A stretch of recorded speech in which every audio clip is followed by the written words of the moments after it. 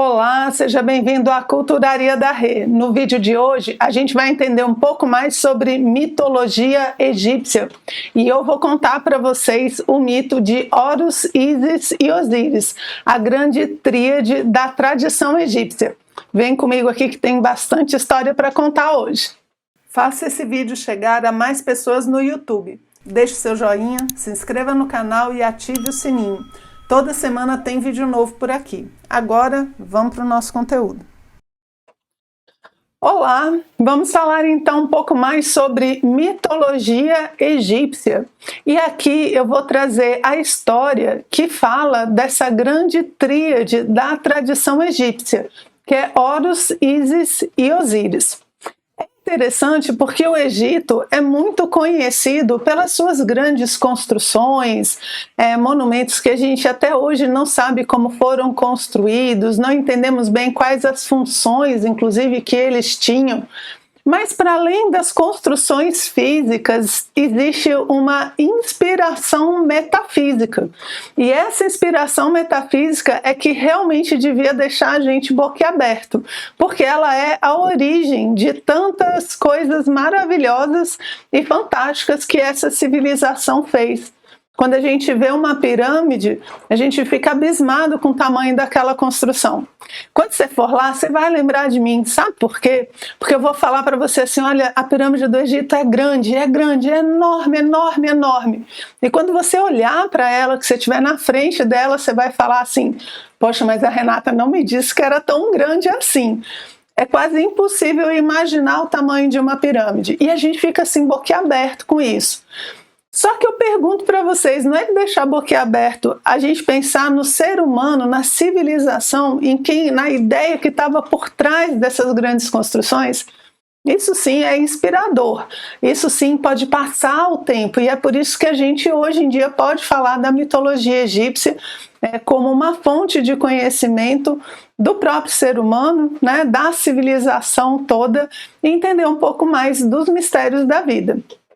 Então, para a gente começar a conversar sobre a tríade de Heliópolis, né, que é justamente os três, a gente tem Horus, que é o deus com cabeça de falcão, tá ele aqui, né, o deus com cabeça de falcão, Horus, o filho, Osíris, que é o pai, e Ísis, que é a grande mãe.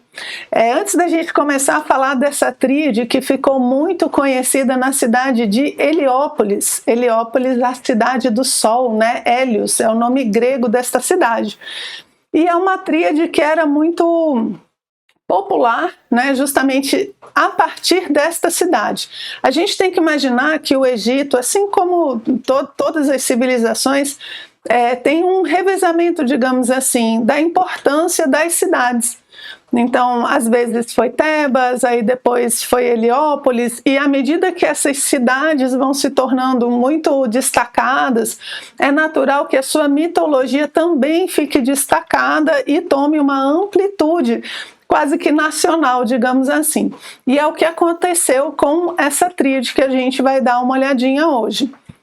E para poder entender a história, a gente precisa falar da família. É sempre assim, né? Para a gente entender a gente tem que entender aí da história das nossas origens. E aqui a gente começa falando de Osíris e Ísis, e Sete e Néftis. São 4 irmãos, certo? Os 4 nascem e eles formam 2 casais. É interessante porque esses 4 irmãos, eles já montam muitas dualidades. Por exemplo, Osíris e Ísis, Sete e Néftis, masculino e feminino. 2 casais, masculino e feminino. 2 homens, 2 mulheres. Um representa o lado luminoso, Osíris, e outro o lado obscuro, Sete. Uma representa o lado visível da lua, Ísis, e o outro lado que a gente nunca vê, que é Néftis. Então, só esses irmãos aí a gente já vê que é uma série de dualidades. E, de certa forma, o mito vai falar para a gente sobre a superação dessas dualidades. E como é que é a nossa história?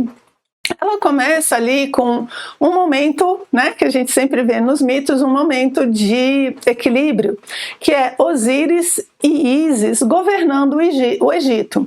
Osíris, ele é o grande legislador, ele é aquele que traz as leis, traz a forma, ensina o ser humano a lidar com a civilização, conviver uns com os outros. Esse é Osíris, ele estrutura a civilização.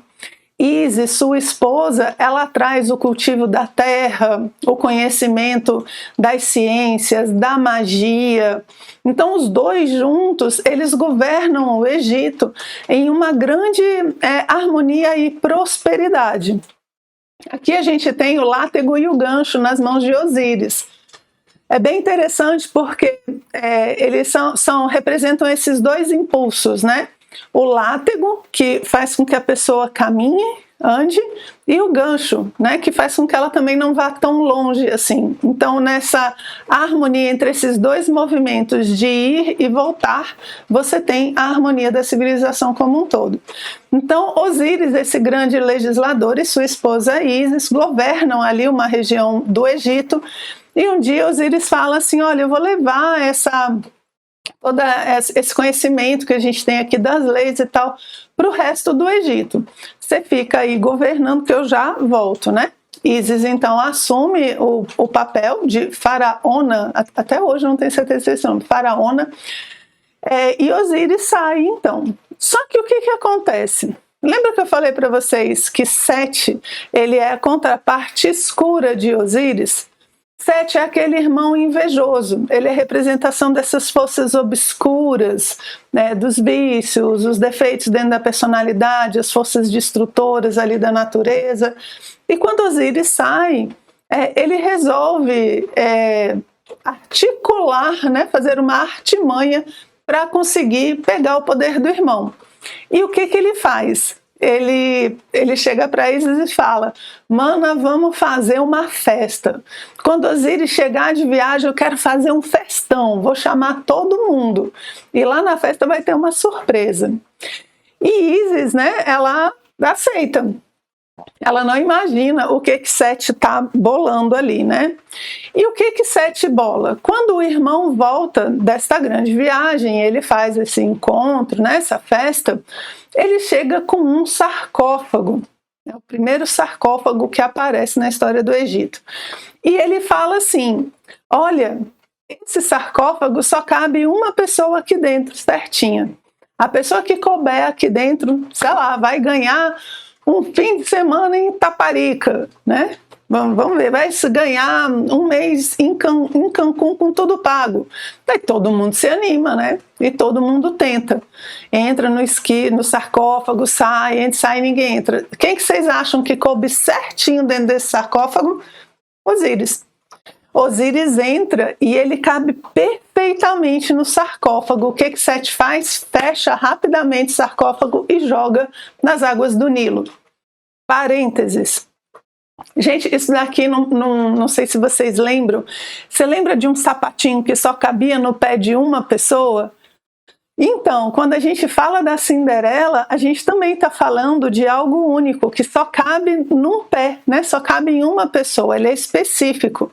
Eu não sei vocês, mas quando eu era criança, que eu já estava saindo aí da fase infantil, perdendo o raciocínio simbólico, eu ficava me perguntando assim, mas que diacho de sapato é esse? Como é que ele só cabe no pé de uma pessoa? Eu vou ali na loja, tem um monte de gente que calça o mesmo número. Como é que ela só tem um sapato para ela?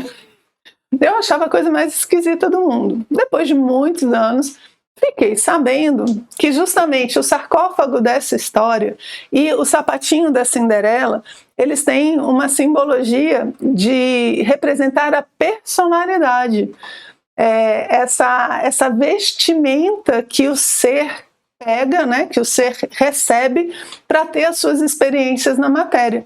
E cada personalidade é única, não cabe em dois. Então, o meu sapatinho é a minha própria personalidade e ela só cabe no meu ser, porque ela é uma conjunção de fatores kármicos, enfim, afinidades e tudo, que vai montar a minha personalidade, ela não cabe em outro. E por isso o sapatinho da Cinderela só cabe nela, e por isso o sarcófago só coube em Osíris. E aí Osíris então cai na matéria, ó, as águas do Nilo, né, representando justamente a matéria. E quando Ísis vê aquele negócio, ela, né, fala, meu Deus, agora vou ter que correr atrás do marido, como é que ele me faz isso, né?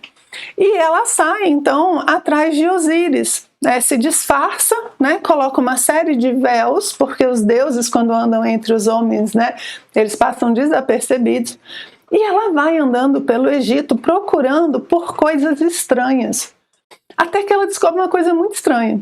Ela está andando ali, e no caso aqui a sua irmã Néftis, né, ajuda ela nessa jornada. Ela fica sabendo de uma coisa muito esquisita. Houve uma história de que ali perto cresceu uma árvore do dia para a noite. E essa árvore que cresceu do dia para a noite, extremamente frondosa, foi escolhida por um rei para fazer tinha uma espécie de um castelo, um templo em volta dessa árvore, porque era um prodígio.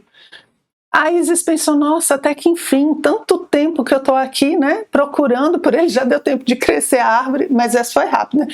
Já deu tempo de fazer a construção ali em torno, eu acredito que Osíris pode estar por lá. E ela vai e se oferece como... ela é recebida como uma convidada, mas ela se oferece ali para cuidar do pequeno príncipe, o filho do casal. Ela é tão bem recebida pelos dois, tão bem recebida, que ela resolve dar um presente para eles. Ela resolve tornar o filho deles imortal. Negoção, né? É isso aí, imagina, a deusa chega e fala, agora eu vou pegar seu menino e vou tornar ele imortal. A pessoa topa, né? Só que ela não sabe o que tinha que fazer. No caso aqui, a mãe não tem ideia do que está acontecendo. Mas Ísis, todas as noites, sem que ninguém veja, pega a criança, segura a bichinha pelo pé e começa a queimar ela no fogo. Eu sei, eu também pensei isso. Eu falei, meu Deus, mas que ideia! Só que é isso que a deusa está fazendo, está transformando aquele menino mortal em imortal. Ela está através do fogo, representação do elevado, do espiritual, dessa mente que sobe, que consegue compreender as coisas do divino, né? O fogo que liga céu e terra. Esse fogo está purificando a criança. E todas as noites ela pega aquela criança e purifica um pouco através do fogo. E quando ela está quase terminando, a mãe chega e vê aquela cena. E ela fala, vai embora daqui, que não sei o quê. E aí começa a brigar com a deusa, sem saber que é a deusa. E aí o comentário de Ísis é que é fantástico nessa história. Eu acho que eu me empolgo mais com essa parte do que com o resto. Mas ela fala assim, olha, os seres humanos são assim mesmo. Eles nunca conseguem identificar aquilo que vai trazer a purificação para eles. Eles sempre acham que as coisas que vão tornar eles seres divinos, eles acham que são coisas ruins. E o processo nunca termina. Então ela fala assim, pode parecer doloroso, pode parecer injusto, pode parecer cruel, mas é aquele ato da deusa que iria tornar aquela criança imortal. Então veja como o mito mostra como a gente se confunde, né? As coisas acontecem na vida, a gente acha que está tudo errado, mas no final é tudo certo do jeito que deveria ser, ok? Só que aí a gente se rebela e perde a possibilidade de purificação. Só que ela fala, tudo bem, eu vou embora, mas antes disso vou pegar o sarcófago com o meu marido. Ela recupera ali o sarcófago com Osíris e leva então de volta para o reino. Sete fica muito chateado com a história, né? E resolve fazer um outro estratagema, que é dividir Osíris em diversos pedaços e jogar ele por todo o Nilo. E aqui é interessante, gente, porque, veja, ele já caiu na água, né? Ele entrou na matéria, que é o sarcófago, foi jogado na água, ou seja, aprofundou nessa experiência material. Agora, o que acontece? Quando a consciência se identifica, agora ela se despedaça. O homem, quando se identifica com a matéria, ele se transforma em um homem despedaçado. Cada parte dele é de um jeito, é de uma forma, a gente perde a unidade. Então, nesse momento do mito, Sete, né, essas forças telúricas, essas forças da Terra, essas forças de destruição, aqui no caso dessa consciência espiritual, faz com que ele se divida em vários pedaços e joga pelo Nilo. Aqui, gente, tem várias versões. Inclusive, toda a história que eu estou contando tem várias versões, alguns detalhes diferentes, né? Mas no geralzão elas são bem parecidas. E aqui o pessoal divide Osíris em 7 pedaços, 14, 21, 70, tem vários números, mas se você for reparar, todos são múltiplos de 7, né? Porque dentro do Egito o homem era dividido em 7 partes, 7 veículos, e isso é outro vídeo que eu vou contar essa história para vocês. Mas aqui ele divide então Osíris em diversos pedaços e joga pelo Nilo não, pelo Egito. E em cada solo, em cada local que cai um pedaço de Osíris, nasce um templo. Por quê? Porque o lugar onde o divino cai se torna solo sagrado. Se torna um solo sagrado. E Ísis vai fazer o quê? Então agora vai correr atrás dos pedaços de Osíris. Ele vai pegar, ela vai andando o Egito, vai juntando os pedaços dele para conseguir juntar e trazer ele de volta à vida. Porque Ísis é uma grande maga, ela tem a magia egípcia e ela sabe fazer com que ele volte à vida. E ela junta todos os pedaços, ela só não encontra um, que é o falo, né, o órgão sexual de Osíris, que foi jogado no Nilo e perdido definitivamente. E sem isso ela monta, sem o falo, ela monta o primeiro, olha bichinho, tá aqui a Ísis, tá gente, pulei esse slide, mas ela monta aqui a primeira múmia da tradição egípcia, que é justamente a múmia, Anubis vai e ajuda ela e monta a primeira múmia do Egito, que é a junção dos pedaços de Osíris. Ele não tem o órgão sexual. Olha só, agora ele não reproduz mais na matéria. Toda a sua capacidade de criação de vida foi transferida para o rio. E a gente sabe que o rio Nilo era cultuado como uma divindade. E a gente sabe que o rio Nilo ele era extremamente fértil. Quando o Nilo subia, né, e banhava ali as margens, era uma água extremamente fértil, fecundava toda aquela terra e você podia fazer, inclusive, várias colheitas num ano, que é uma coisa assim fora do comum. Por quê? Porque ali agora estava o poder de reprodução de Osíris. Osíris agora não reproduz mais na matéria, quem reproduz é o Nilo. E essa múmia, então, ela é montada e Ísis, com a sua magia, traz Osíris de volta à vida e junto com ele concebe um filho, que é Horus. Aí você fala, mas Renata, como é que ele vai conceber um filho se ele não tinha o órgão sexual? Agora olha só que interessante, várias mitologias falam de mães virgens, né, que concebem os seus filhos sem o ato em si, sem o ato sexual. Você conhece várias. A gente tem a mãe de Cristo, a mãe de Buda, a mãe de Merlin e a mãe de Horus, né? Ela também faz essa concepção divina, mágica, que traz à vida, então, Horus, o filho desse casal divino.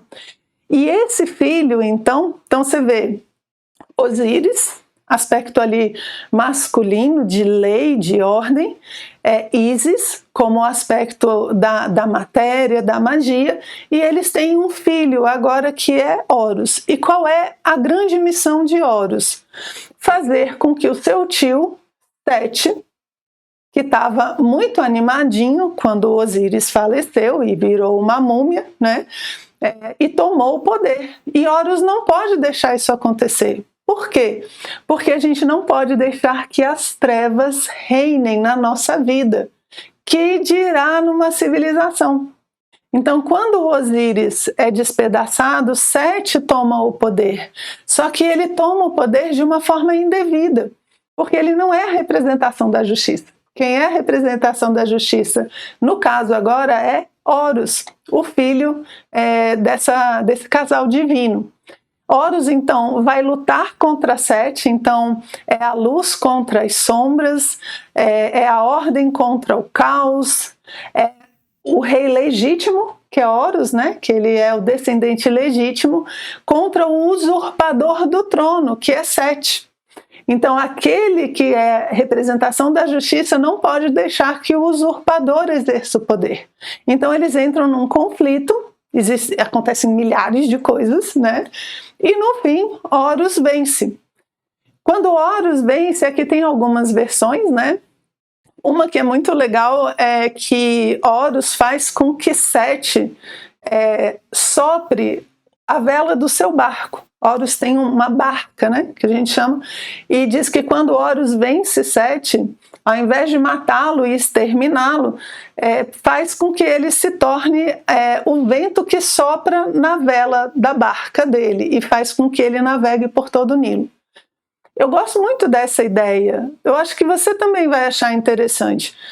A gente não tem como matar Sete, não há como exterminar o caos, não há como exterminar as forças telúricas. Existe como utilizar essas forças de forma inteligente. Existe uma maneira construtiva de lidar com esse lado obscuro que Sete representa. E quando Horus vence, é isso que ele faz, tanto que coloca ele soprando ali a vela da sua barca. Então, e essa é uma das versões. A outra versão que eu gosto, que ela é mais divertida, digamos assim, é que Horus, tá vendo, tá aqui Horus, transforma Sete, olha aqui embaixo, num porco. Transforma ele em um porquinho, coloca uma rédea nele e utiliza ele como uma montaria e vai caminhando com ele ali pelo Egito enquanto ele está exercendo seu reinado. E aqui fica interessante porque agora ele é o vento, numa versão ele é o vento e em outra versão ele é um animal parecido com a matéria, né? Que é o porquinho ali. Ele é um animal muito chão, digamos, e que pode agora também ser usado para uma coisa positiva, para uma coisa boa. Então fica essa ideia justamente, né, de construção, de usar essas... Não matar, não acabar, porque não há como eliminar uma força da natureza, mas aprender a lidar. O que é a vitória? É a inteligência para saber utilizar essas energias a nosso favor. Então, o mito de Horus, Ísis e Osíris, ele é um mito osiriano, que a gente chama, e ele é um mito que fala justamente da queda do homem na matéria, que é quando ele cai e despedaça-se, né, e é jogado pelo Nilo, mas também ele fala dessa reconstrução, desse voltar à vida, de você poder encontrar os seus pedaços. Então, ele é um mito também de unificação e de iniciação, de superação da dualidade, desse mundo partido, a capacidade da gente criar uma visão una, né, da vida e justamente encontrar a gente dentro disso. E aí, o que acontece com Osíris depois que ele retorna, já que ele não volta a ser o faraó, né, quem vai exercer o poder é o seu filho, ele agora passa a reinar no mundo dos mortos. O que é o mundo dos mortos? É o submundo, é o mundo das coisas veladas, dos grandes mistérios da vida e da morte. Ele agora, então, Osíris, não precisa mais reinar o mundo manifestado. Ele superou isso, chegou a essa grande iniciação e agora ele reina no mundo metafísico. Ele reina nesse mundo que está dentro de nós, dentro das tradições e representa toda essa potencialidade que o ser humano tem, que ele pode chegar no momento em que ele conseguir superar a dualidade e encontrar a unidade. Gostaram? Bem, esse aqui tem um vídeo que é justamente do julgamento do coração do morto, né? Aqui no cantinho tá Osíris, tá vendo? Com látego, gancho. Ele sempre vem de branco a representação normalmente e ele é o único Deus que só tem uma perninha. Tá vendo? Ó, todo mundo tem duas aqui, ó. tem duas, mas ele só tem uma perna. Tudo bem que ele perdeu no meio da luta, mas o símbolo aqui é justamente Osíris é o que superou a dualidade, superou o mundo manifestado. Por isso que ele agora reina no submundo, nesse mundo dos mistérios. Ok? E aí tem um vídeo, vou deixar o card aqui para vocês, explicando direitinho esse papiro aqui com todos os detalhes, cada partezinha dele, tá bom? Espero que vocês tenham gostado e a gente se vê no próximo encontro.